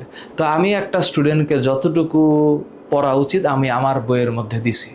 আমার বই FT শপে আছে, ft.education-এর যে শপ, ওইখান থেকে বই আপনারা চাইলে ডাউনলোড করে দেখতে পারেন। ডাউনলোড মানে কিনে অর্ডার করে দেখতে পারেন। ইউ ক্যান সি যে আমি আমার বায়োলজি বইটাতে কি দিয়েছি। আশা করছি বেটার কিছু দিতে পারছি। তো এইখানে যতটুকু জিনিস আছে, এতটুকু জিনিস 8-এর জন্য প্রযোজ্য নাও হইতে পারে। 8 স্টুডেন্ট বেশি পড়তে পারে। তো এটা হইল নিউরনের বর্ণনা, এটা একটু সুন্দর করে দিতে হবে। এখানে আরেকটা শব্দ হচ্ছে সিনেপস। কাকে বলে এই সংজ্ঞাটাও পরীক্ষায় আসবে। একটা স্নায়ুকোষের অ্যাকসন অন্য আর একটা স্নায়ুকোষের ডেনড্রাইটের সাথে মিলিত হওয়ার স্থানকে সিনেপস বলে। এইটাও একটা ভুল কথা। অ্যাকসন ডেনড্রাইট না মিলে অ্যাকসনও মিলতে পারে, অ্যাকসন ডেনড্রাইটও মিলতে পারে, ডেনড্রাইটও মিলতে পারে। মানে একটা নিউরন আর একটা নিউরনের সাথে কানেক্টেড থাকতেই পারে। এটার নামই সিনেপস। এবার একটু দেখাচ্ছি তাহলে সিনেপসের বিষয়টা কি। সিনেপসের বিষয়ে যাওয়ার আগে তোমরা এই আমার লাইনটা একটু মুখস্থ করবা। তো আমি যে এত কথা বললাম এটা তো লিখিত বা লেখা সম্ভব না, বা লিখলে দেরি হবে, এই জন্য আমি আগে একটু লিখে রাখছি। একটা স্টুডেন্টের যেইভাবে লিখলে একটা স্টুডেন্ট ফিল করতে পারবে, আমি ঠিক সেইভাবে টপিক করে লিখে রাখছি। ইউ ক্যান ওয়াচ, টপিক করে লিখে রাখছি। তো এই হইল কোষ দেহ, এটা হচ্ছে নিউরনের বর্ণনা, এই পাঠটুকু পড়তে পারো। আর এটা হচ্ছে নিউরনের কাজ, এটা একটু পড়ে নিও। আচ্ছা, ভালো কথা। তাহলে স্যার এটা কি আসলে? সিনেপস শব্দটাকে কি বলে? সাইনেপস এই শব্দটার জায়গা হচ্ছে কানেক্টিং পয়েন্ট। সোজা বাংলায় সাইনেপস এটার মানে হচ্ছে কানেক্টিং পয়েন্ট, অর্থাৎ সংযোগস্থল। তার মানে সিনেপস এটাকে বলা হয় হচ্ছে সংযোগস্থল, অর্থাৎ একটা নিউরন আর একটা নিউরনের, দুটি নিউরনের কানেক্টিং পয়েন্ট। সোজা কথা, সাইনাপস হচ্ছে দুটি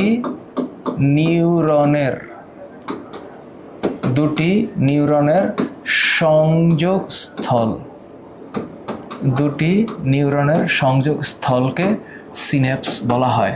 তুমি চাইলে এটাকে সাইনেপসও বলতে পারো, সিনেপসও বলতে পারো, কোনো সমস্যা নাই। তো আমাদের তো একটা ব্রেইন আছে না? সেই ব্রেইন থেকেই তো সব কিছু পরিচালিত হয়। তো ব্রেইনটাই তো সেন্ট্রাল নার্ভাস সিস্টেমের পার্ট, তাই না? তো এখন এই যে কেন্দ্রীয় স্নায়ুতন্ত্র, তো এটাকে এইভাবে চিন্তা করো, এটা হচ্ছে সেন্ট্রাল নার্ভাস সিস্টেম। হ্যাঁ, সেন্ট্রাল নার্ভাস সিস্টেম, কেন্দ্রীয় স্নায়ুতন্ত্র। তো এটা হচ্ছে কেন্দ্রীয় কি তন্ত্র? স্নায়ুতন্ত্র, অর্থাৎ ব্রেন। তো এটা একটা নিউরন। তো এই নিউরন আর এই নিউরনের মাঝখানে এই যে জায়গাটা, এই জায়গাটার নাম হচ্ছে সিনেপস। খুব ভালো করে মাথায় রাখবা যে এখানে কোনো ফিজিক্যাল কানেকশন নাই, দুটি নিউরনের মধ্যে সরাসরি কোনো সংযোগ নাই। প্লিজ এটা একটু ভালো করে শুনে রাখো। দুটি নিউরনের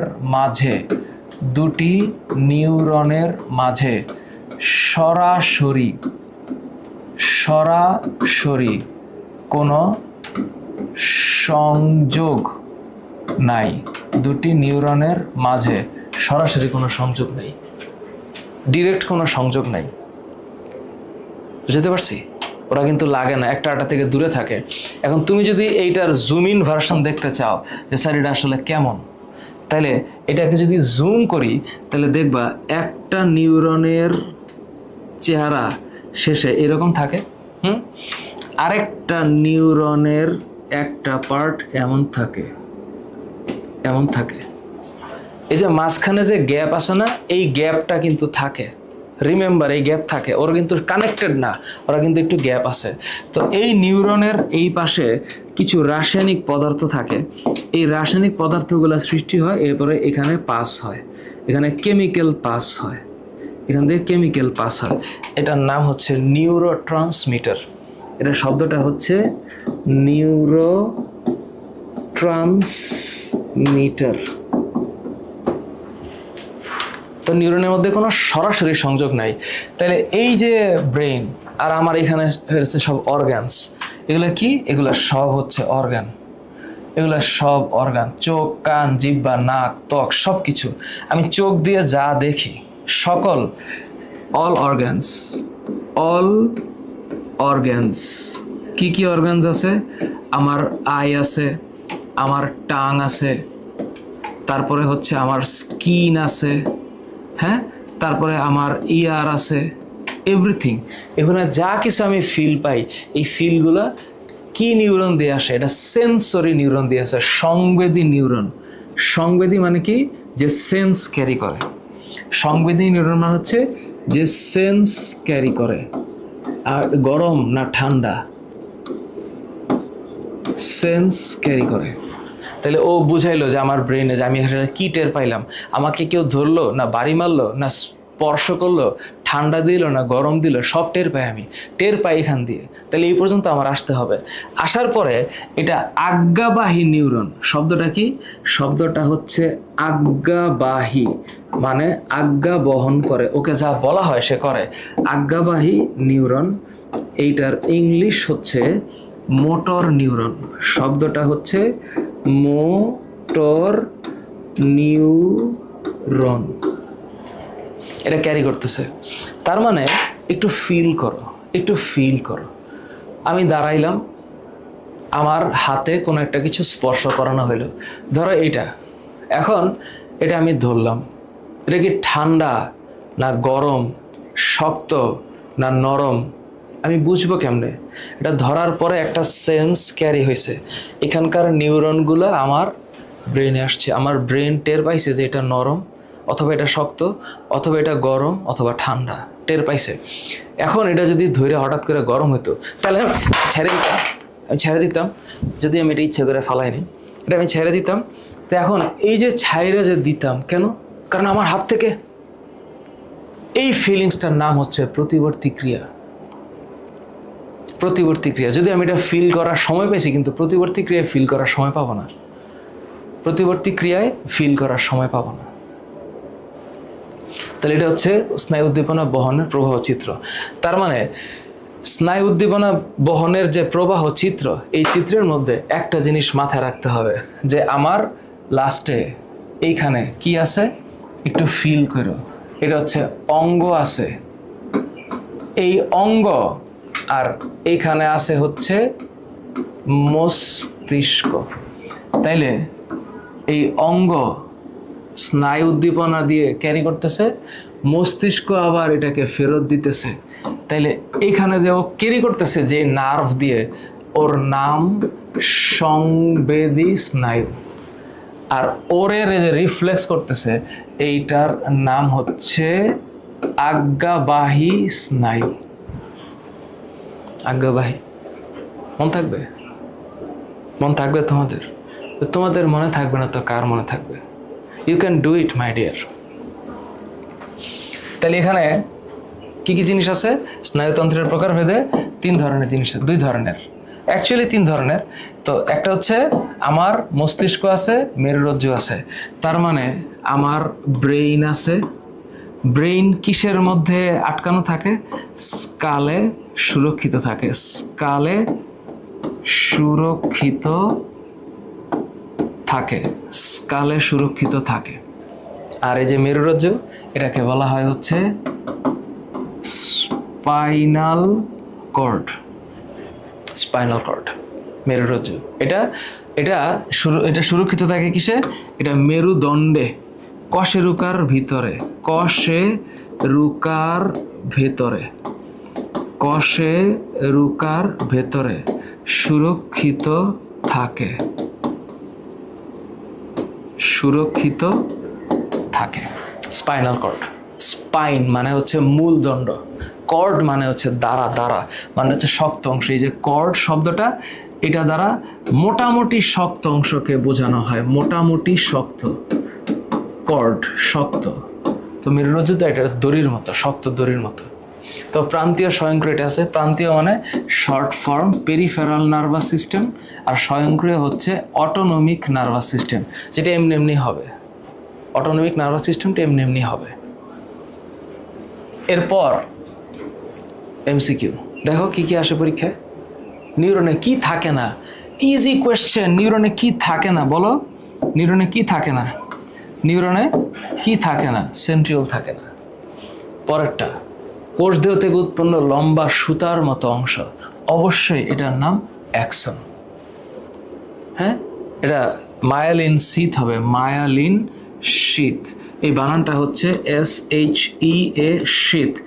শীথ শব্দটার মানে হচ্ছে আবরণ। মায়ালিন, মায়ালিন এই শব্দটা যখনই মনে করবা, এইটা হচ্ছে চর্বিময়।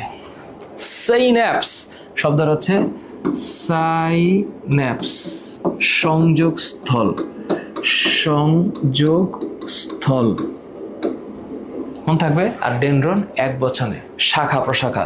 ডেনড্রন মানে হচ্ছে ব্রাঞ্চ, শাখা সমূহ, শাখা সমূহ।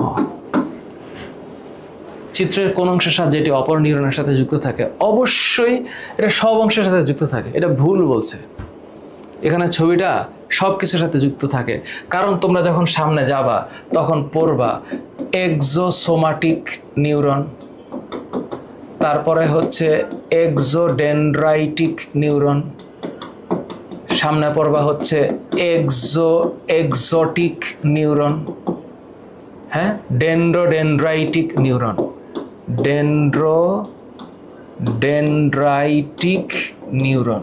সামনে তোমরা এগুলো পাবা। এটা আমি এমনি তোমাদেরকে জানালাম। তো এটা আপাতত তুমি পড়ে রাখো, যেটা এই অংশের সাথে যুক্ত থাকে, এই অংশের সাহায্যে।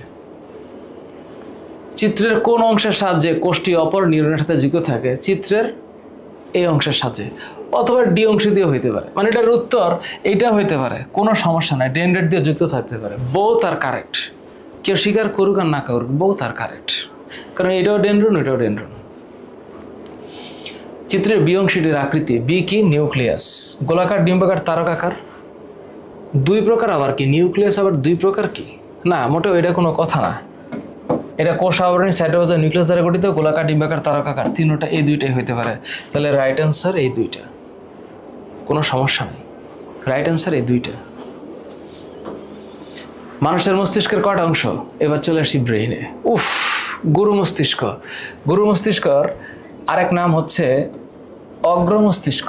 গুরু মস্তিষ্কের আরেক নাম হচ্ছে অগ্র। এইটাই হচ্ছে আসল খেলা, এইটাই আসল খেলা। এই যে অগ্র মস্তিষ্ক, এটা আমি ইন্টারমিডিয়েটের বই থেকে নিছি, তোমাদের এখন দরকার নেই, জাস্ট তোমাদেরকে বোঝানোর জন্য। সেরিব্রাম, এগুলো যে অগ্র, মধ্য, পশ্চাৎ, তাই একটু দেখো, আর দরকার নাই। অগ্র মস্তিষ্ক এটা হচ্ছে মধ্য মস্তিষ্ক, এটাকে মিড ব্রেইন বলে। তোমাদের বইয়ের মধ্যে এটা খুব একটা দেওয়া নাই, তোমরা সামনে গিয়ে পড়বে। মিড ব্রেইন মানে মাঝখানের অংশ, ফোর ব্রেইন মানে সামনের অংশ।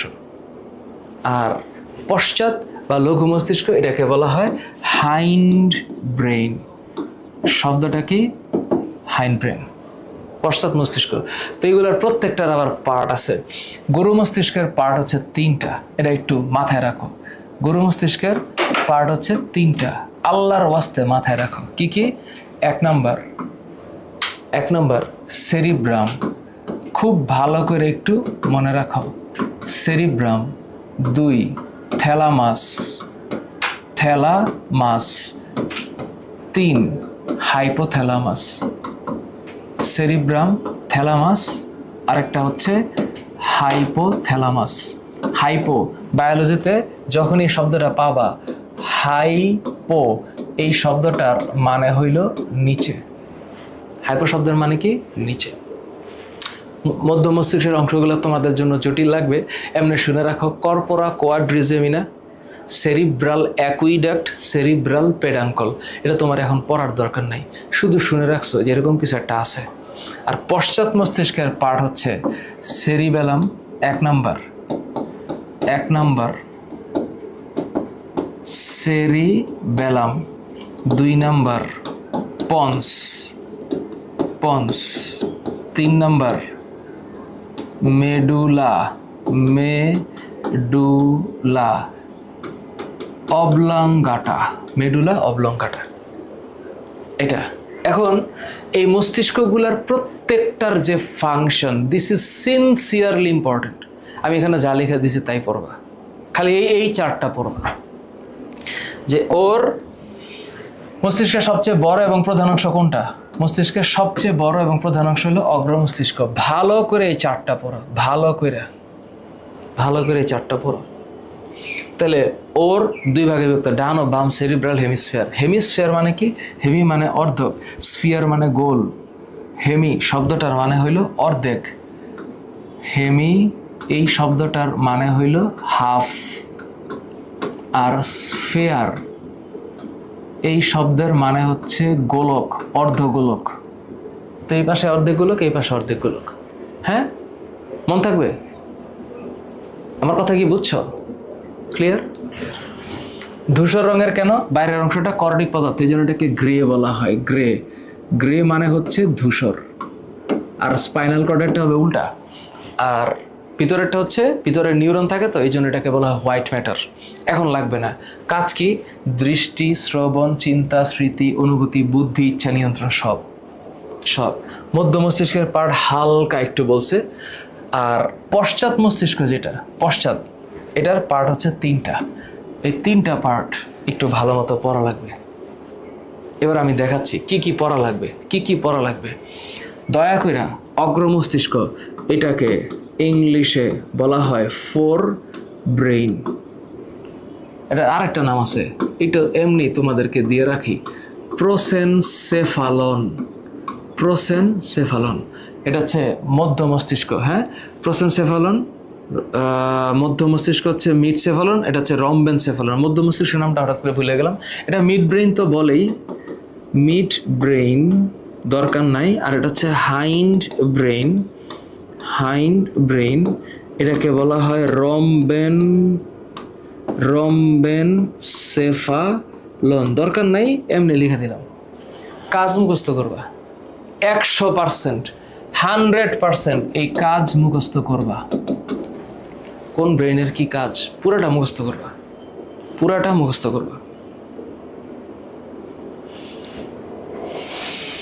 এটা হচ্ছে মেরুরজ্জু হচ্ছে যেটাকে বলা হয় spinal cord. Around 45 centimetre long হইতে পারে, 18 ইঞ্চি লং হইতে পারে।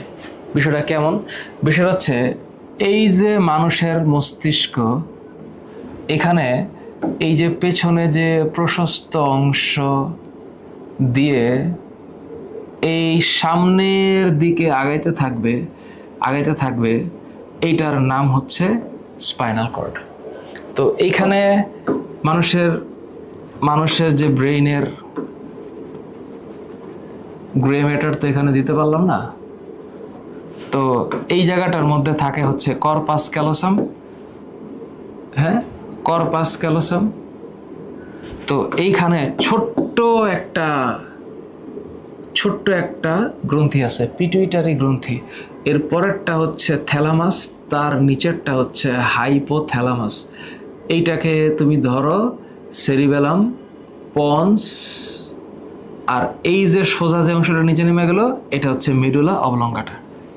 এবং এইটা মানুষের যে মেরুদণ্ড আছে, মানে মানুষের যে মেরুদণ্ড, সে ফর এক্সাম্পল আমি তোমাদেরকে একটু দেখাই হালকা করে, যে ধরো ভার্টিব্রাল কলাম একটু তোমাদেরকে দেখাই, তাহলে কেমন হবে, তাহলে আন্দাজ করতে পারবা। ভার্টিব্রাল কলাম,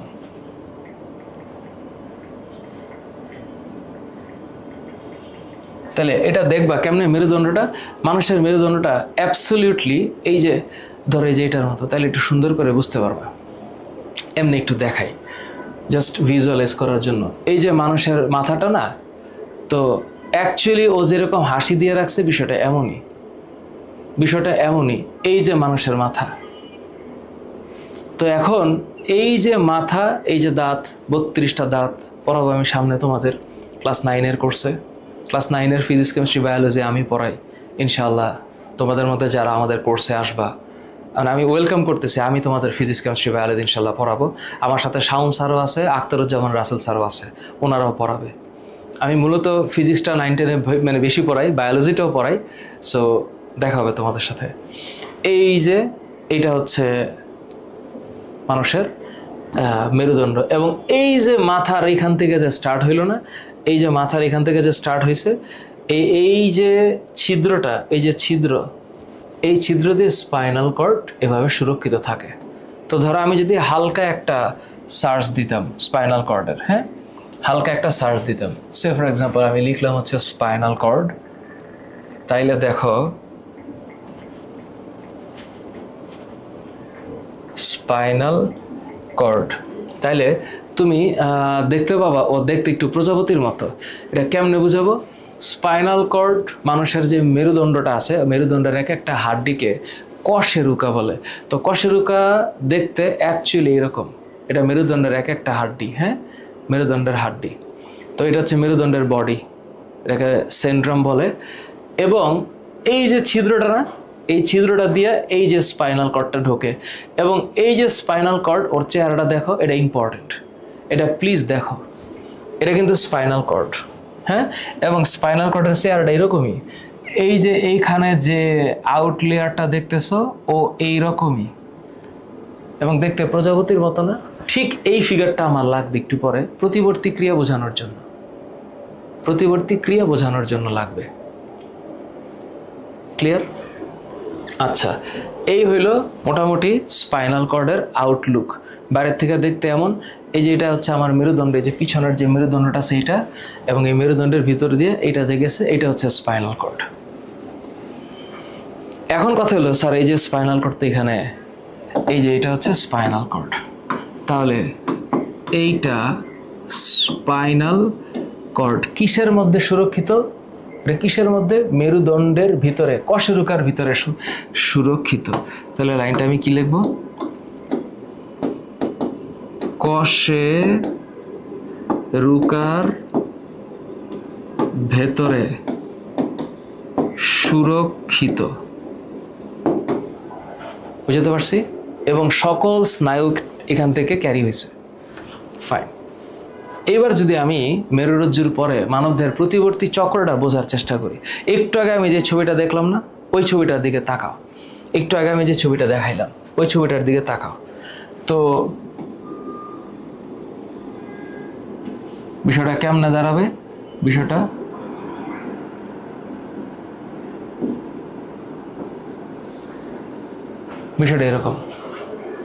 এরকম, হ্যাঁ। তো এটাকে যদি আমি একটু প্রজাপতির মতো আঁকানোর চেষ্টা করি, এই হচ্ছে আমার স্পাইনাল কর্ড। এই স্পাইনাল কর্ডের মধ্যে এখন খেলা হবে, ব্রেন পর্যন্ত যাবে না। আমরা যখন প্রতিবর্তী ক্রিয়া বলি, প্রতিবর্তী চক্র বলি, এটাকে ইংলিশে বলা হচ্ছে রিফ্লেক্স অ্যাকশন। কি অ্যাকশন? Reflex action. কি অ্যাকশন? Reflex action. হঠাৎ করে ধরো বডির কোনো একটা জায়গা থেকে বাইরে থেকে একটা রেসপন্স আসছে, বাইরে থেকে একটা রেসপন্স আসলো, এটা হলো আমার মাসেল, আমার অঙ্গ। এই রেসপন্স ক্যারি হবে কি দিয়া? এই রেসপন্স ক্যারি হবে স্পাইনাল কর্ডে, ব্রেন পর্যন্ত যাবে না। এই যে ক্যারি হবে এটার নাম হচ্ছে সেন্সরি নিউরন। সেন্সরি নিউরন মানে সংবেদী স্নায়ু। এটার বাংলা কি?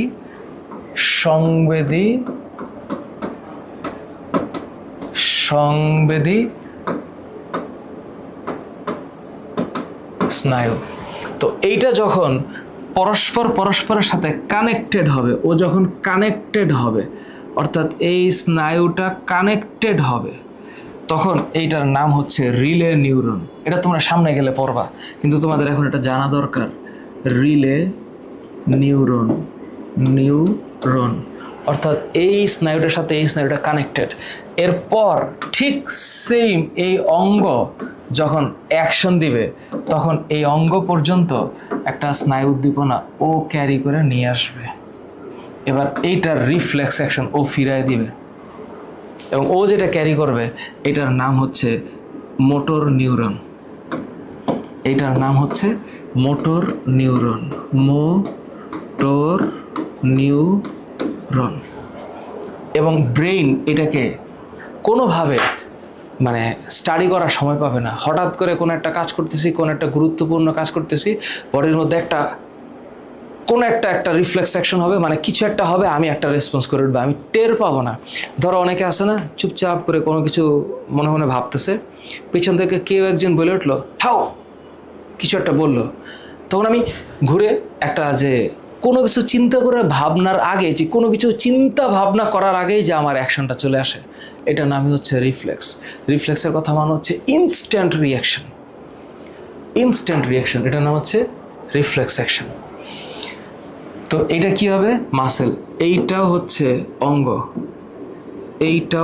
অঙ্গ, তাহলে এটা কি হবে? ক্রিয়া হইল। ঠিক এখানে কি হবে? প্রতিক্রিয়া হবে। এটার নাম রিফ্লেক্স অ্যাকশন। বিষয়টা সহজ না? অনেক সোজা। এমসিকিউ। সমগ্র স্নায়ুতন্ত্রের চালক মস্তিষ্ক, ব্রেইন। তো যে হৃৎপিণ্ড, এটা এটা বৃক্ক হবে। শব্দটা হচ্ছে বৃক্ক। তাহলে এটা কিসের হৃৎপিণ্ড? রক্ত সঞ্চালনের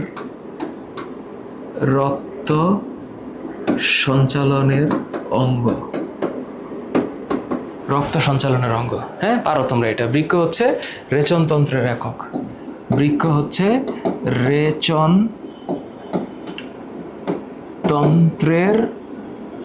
একক।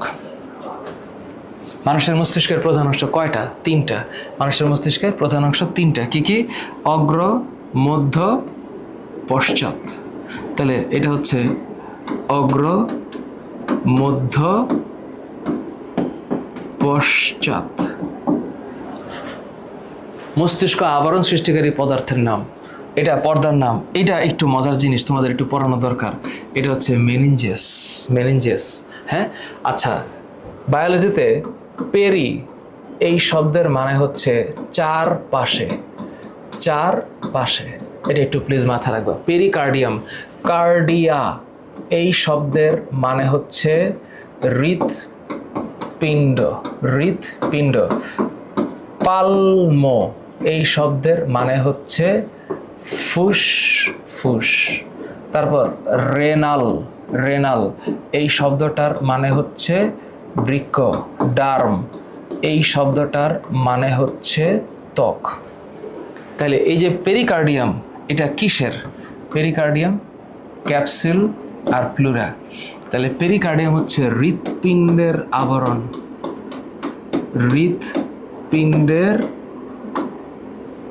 আবরণ। মন থাকবে? আর ক্যাপসুল হচ্ছে বৃক্কের আবরণ, যদি এটাকে রেনাল ক্যাপসুল বলা হয়। ক্যাপসুল এই শব্দটার ইউজুয়াল মিনিং হচ্ছে আবরণ, এটাকে ইংলিশে ক্যাপসিউল বলে। আর প্লিউরা এইটা হচ্ছে ফুসফুসের আবরণ। তাহলে প্লিউরা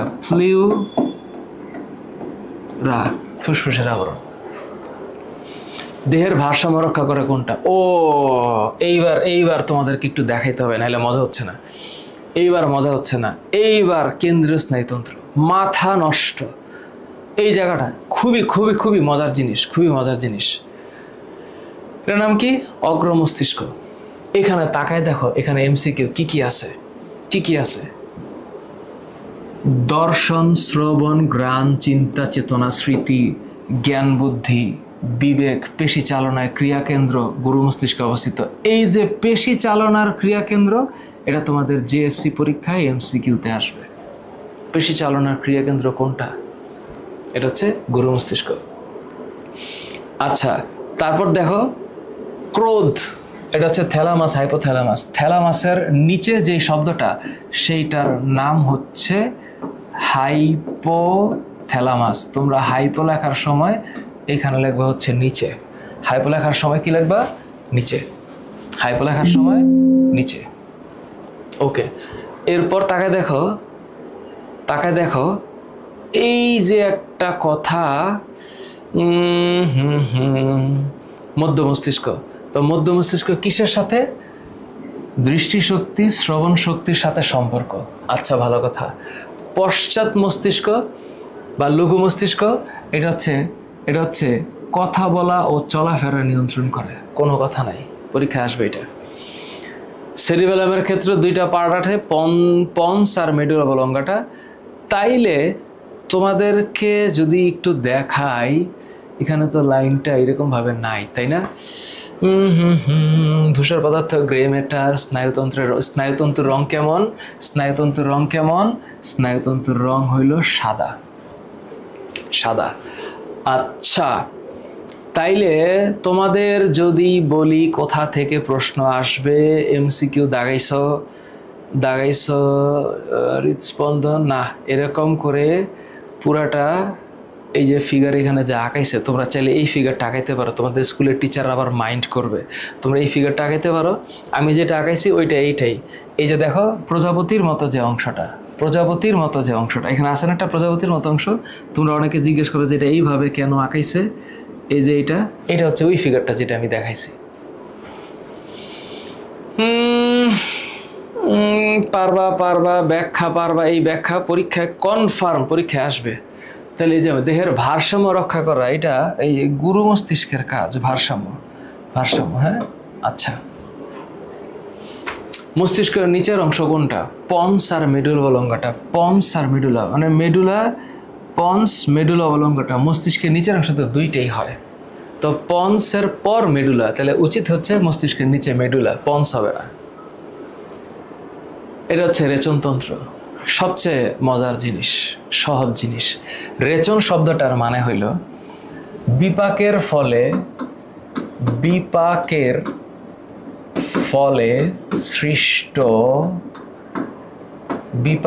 ফলে সৃষ্ট নাইট্রোজেন গঠিত বজ্র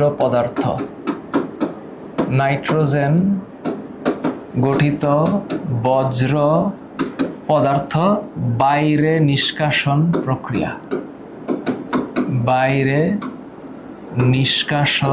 প্রক্রিয়া, এটার নাম হচ্ছে রেচনতন্ত্র। রেচনতন্ত্রের কি আছে? দুইটা কিডনি আছে।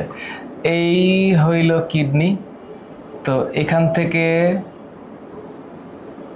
যেটা বাইর হয়, হ্যাঁ, এখান থেকে। এখন আমি কিডনি ড্রয়িং করতে চাই না, তোমরা 9-এ ওইটা একটু ড্রয়িং করবা, হ্যাঁ। তারপরে এই জায়গা দিয়ে হচ্ছে রেনাল আর্টারি, রেনাল ভেন ঢুকবে, এই হচ্ছে কিডনি। তো কিডনি থেকে যেটা বের হয় এটার নাম হইল ইউরেটার। আর কিডনি থেকে যে সকল পদার্থ বাইরে বের হয়ে যায় সেগুলো কি? সেগুলো হচ্ছে ইউরিয়া, হ্যাঁ, সেগুলো হচ্ছে ইউরিয়া। 2 হচ্ছে ইউরিক অ্যাসিড। কি অ্যাসিড? Uric acid. আর 3 নাম্বার হচ্ছে ক্রিয়েটিনিন। 3 নাম্বার হচ্ছে creatinine. Urea, uric acid, creatinine. এরা হচ্ছে বিপাকের ফলে সৃষ্ট বজ্র পদার্থ, এগুলা বডি থেকে বাইর করে দিতে হবে। তাহলে আমাদের বডিতে কয়টা বৃক্ক? 2টা। তারপরে বৃক্কীয় শিরা বা ধমনী কয়টা? 2টা। ইউরেটার 2টা। মূত্রথলি 1টা। মূত্রনালী 1টা। স্ত্রী দেহে মূত্রনালী একরকম আর পুরুষ দেহে মূত্রনালী আর একরকম, দৈর্ঘ্যের পার্থক্যটা আছে। এটা হচ্ছে রেচনতন্ত্রের কিছু কথা লিখে রাখছি, একটু রিডিং দিবা বোঝার জন্য রিডিং দিবা। রেচনের কাজ কি, রেচনের প্রক্রিয়ার উপকারিতা কি, রেচন অঙ্গ কি। তো আরেকটা জিনিস তোমাদের বলে রাখি, ধরো এই হচ্ছে কিডনি, তো এই হচ্ছে কিডনি, যেই ধমনী কিডনির ভিতরে রক্ত সরবরাহ করে তার নাম রেনাল আর্টারি, বৃক্কীয় ধমনী। আর যে শিরা রক্তটাকে নিয়ে আসে তার নাম হচ্ছে বৃক্কীয় শিরা। আর লাস্টে যেটা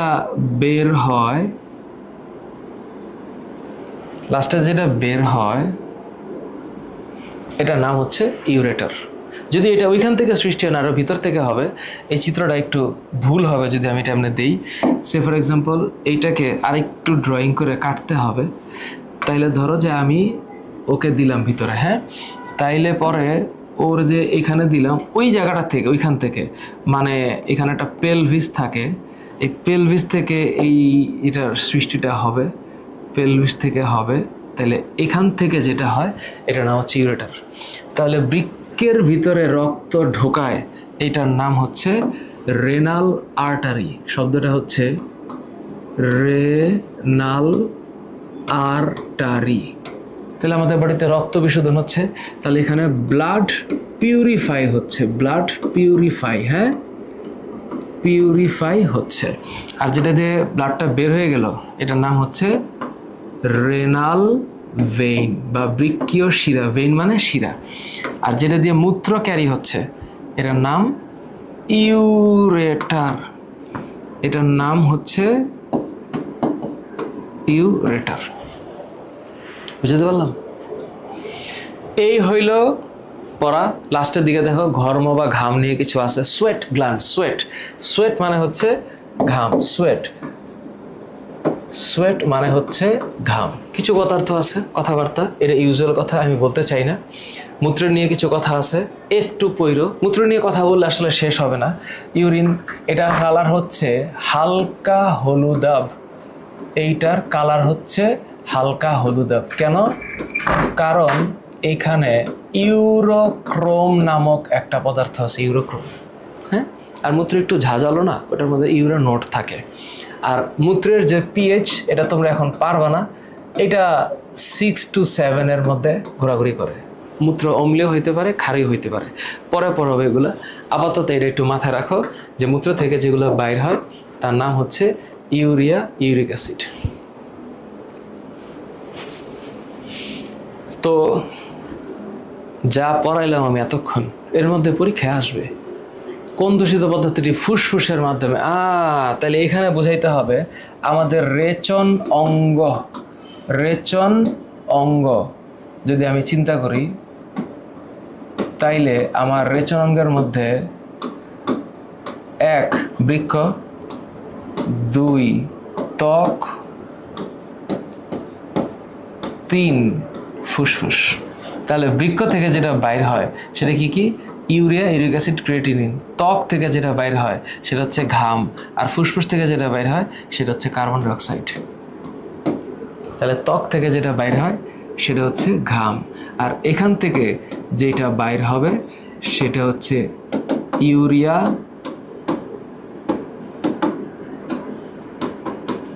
ইউরিক অ্যাসিড। তাহলে এখান থেকে কোনটা বেরোচ্ছে?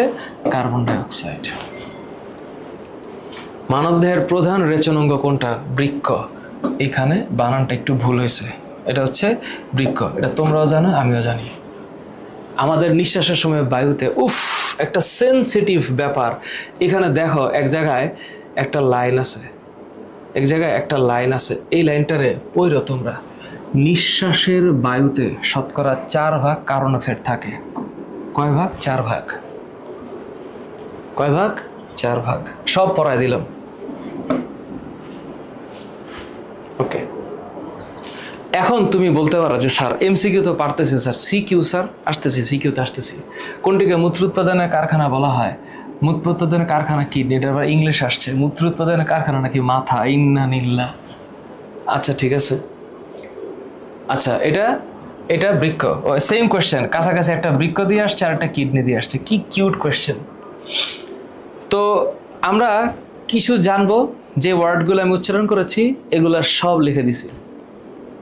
তোমরা যারা আমার এই স্লাইড ডাউনলোড করবা, তোমরা প্রিন্ট করলে পুরোটা কালো আসবে, প্রিন্ট করো না। আমি ব্ল্যাকে পড়াই তো, এগুলো প্রিন্ট করো না। ব্ল্যাকে এটা প্রিন্ট করলে পুরোটা কালো হয়ে আসবে, কালি অনেক অপচয় হবে। এগুলো জাস্ট তুমি নিজে লিখবা, তোমার নিজের লেখার জন্য আমি দিয়েছি।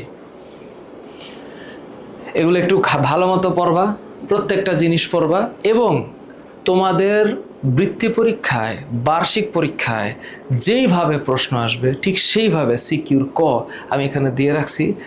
এগুলো ঠাড়া মুখস্থ করবা, বুঝা বুঝা পড়বা। প্রত্যেকটা সিকিউর ক আমি এখানে দিছি, সিকিউর খ দিয়ে রাখছি আমি, প্রত্যেকটা সিকিউর খ। মানে এর বাইরে প্রশ্ন আসার সম্ভাবনা নাই আমার হিসাবে। তো তুমি বলবা স্যার আমি লিখবো কেমনে? এই যে লিখবে এইভাবে। তার মানে তোমাকে বুঝতে হবে যে আমি স্যার সিকিউ মানে ক্রিয়েটিভ কোয়েশ্চেন লিখবো কিভাবে। তুমি জানো তোমার প্রথম প্রশ্নটা জ্ঞানমূলক, তো এইটা যে জ্ঞানমূলক ডাইরেক্ট মুখস্থ দিবা। খ এটা 2 প্যারা লিখবা, বা 1 প্যারা লিখতে পারো, অ্যাট লিস্ট 7 থেকে 8 লাইন লিখবা, 2 খণ্ডে লিখবা, 2 খণ্ডে।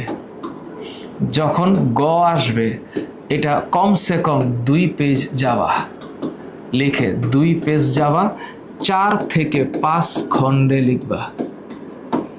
আর ঘ নাম্বারে এটা কমসে কম 2.5 পেজে যাবা, প্লাস চিত্র দেওয়ার চেষ্টা করবা, প্লাস 6 থেকে 7 খণ্ডে লিখবা। খণ্ড মানে হচ্ছে এই যে তুমি এটা এসে লিখতেছো না, তো এখানে তুমি হচ্ছে যখন লিখবা তখন চেষ্টা করবা এই প্যারা এখানে লিখতে, একটু স্পেস দিতে, এরপরে এইখানে লিখা 4 লাইন লিখতে, একটু স্পেস দিতে, এরপরে এইভাবে লিখতে। তো তাহলে এটা জিনিসটা দেখতে সুন্দর হবে। এই যে সিকিউগুলো আমি এখানে দিয়েছি, এই সিকিউগুলো প্র্যাকটিস করবা, ক খ বুঝা প্র্যাকটিস করবা। এই প্র্যাকটিস সেশনের জন্য এই সিকিউগুলো তোমাদেরকে আমি অ্যাড করে দিলাম। এই সিকিউগুলো হচ্ছে তোমাদের সাজেশন, এবং এই সিকিউগুলো পারার জন্য তোমাদের অনেক বেশি পরিমাণে কষ্ট করা লাগবে না। এই সিকিউগুলো তোমাদের সাজেশন। সো আমি চেষ্টা করতেছি তোমাদেরকে গুছাইয়া দেওয়ার। সিকিউগুলো কেমন আসছে দেখো, এমসিকিউগুলো সলভ করে দিছি, কয়ের উত্তর ক্ষয়ের উত্তর দেওয়া আছে, একটা কমপ্লিট স্লাইড প্যাকেজ। তো তোমাদের উপরে শান্তি বর্ষিত হোক। ক্লাস 9-এর পেইড ব্যাচে দেখা হবে তোমাদের সাথে আমার। আসসালামু আলাইকুম।